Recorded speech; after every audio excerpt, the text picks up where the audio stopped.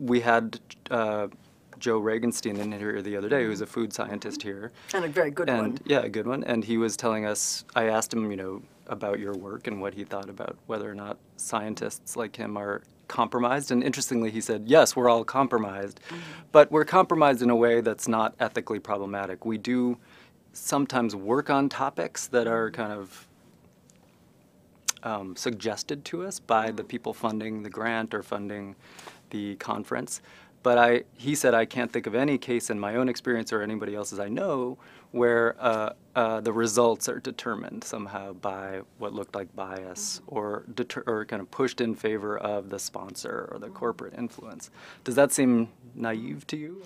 Well, it seems like the typical response. Yeah. I mean, that's what everybody thinks. But there's actually been research into this. And again, because I'm particularly interested in sodas, I've looked very closely at the soda industry sponsorship of research, which is extensive.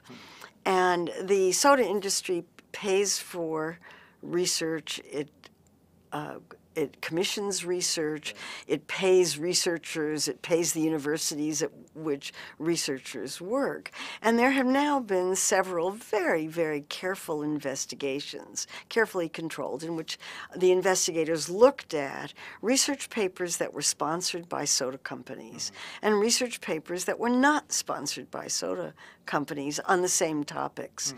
And it's the most amazing coincidence. Roughly 85 to 90% of the soda industry sponsored studies come out with results that favor the soda industry's point of view, whereas roughly 80% to 90% of the independently funded studies show that sodas have a very serious impact on health.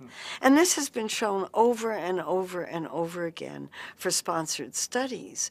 So one of the things that's so interesting about that is that the sponsored researchers are completely unaware of the biases that are built into it. And I don't think it's that these food companies buy scientists. It's much more complicated than that.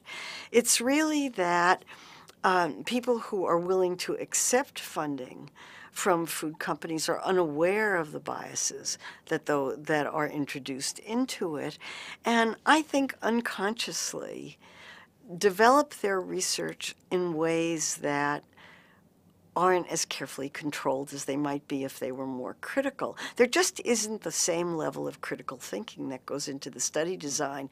I think it's really easy to design studies that will give you the answer that you want. Right. And if you're trained seriously in science, and I was trained in molecular biology where they beat this into you, they absolutely beat it into you, that you must stand on your head to make sure that your unconscious biases are controlled for. And the whole game in molecular biology when I was in graduate school was to try to figure out what you hadn't controlled for.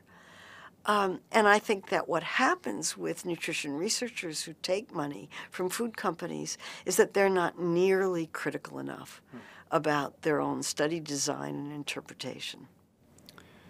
So even though, as he put it, Monsanto didn't call me up and ask me about my results, all they wanted me to do was publish them, there might be, you're suggesting, some unnoticed biases. Maybe not in him, but overall, the meta overall, survey if you look at the overall 85 to 95 to 90% of them, I mean, somewhere in that ballpark, maybe he's in the 10%, that is, that would be wonderful. But the high probability is that if the study is sponsored, it's going to come out with a result that favors the sponsor's interest. And actually, it's so blatant and so obvious that if I see a study that comes out and says sodas have nothing to do with childhood obesity, my first question is, who paid for it? Right. And you know what? I'm batting nearly 100%.